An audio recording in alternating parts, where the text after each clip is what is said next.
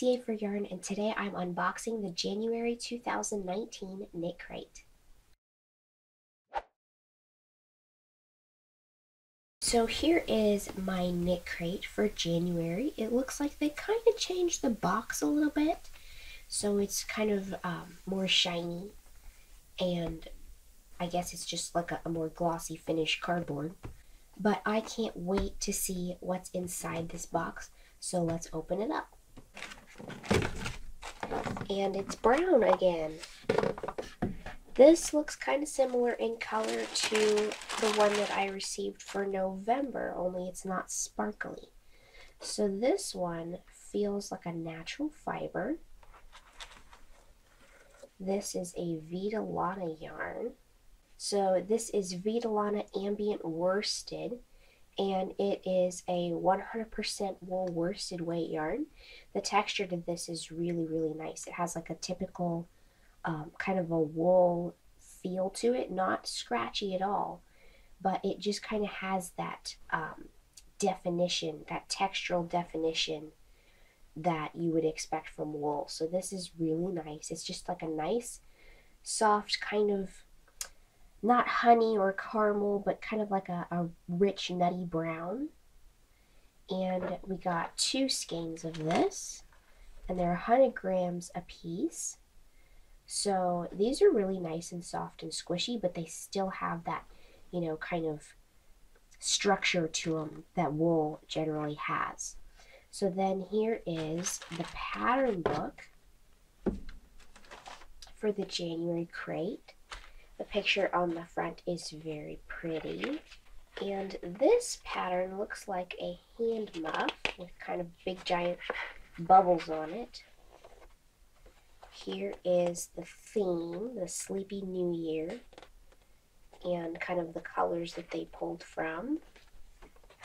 And then here is a cowl of some sort. So here is the 2 different colorways of the yarn for the membership crate. This one is the brown that I got, and this is kind of like a peachy reddish pink. And then here is what looks like the knitting pattern, and it looks like it's held doubled in this pattern, like you hold 2 strands together as if they were one. So that is the knitting pattern, that cowl. And then about the designer, about the crochet designer, and then here is, oh, this is a crocheted muff, so it has balloon stitch. So that's kind of interesting too. And there's the pattern for that. And then here's a little bit of information about breeds of sheep that make different kinds of wool.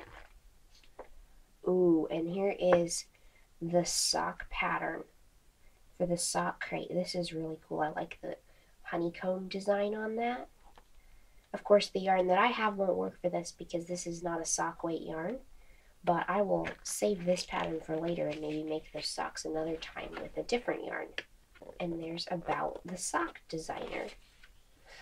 And there's the theme peak for February. This looks really cool. I like all these bright colors. And the kind of swirly paint thing on the back of the book is pretty cool too. So I am super happy with this. I really like the texture of it, and I like that it's a tonal variegated. I kind of tend to gravitate towards those, mainly because you can get so much depth and texture from a single color of yarn without it having to be like variegated, where you can get splotches of different colors in something like a variegated yarn. I have used some variegated yarns that have been really nice and really good and haven't gotten very splotchy, but sometimes like the cheaper variegated yarns can tend to get splotchy looking, and that's why I really like the tonal type variegated, because they don't leave like splotches of colors.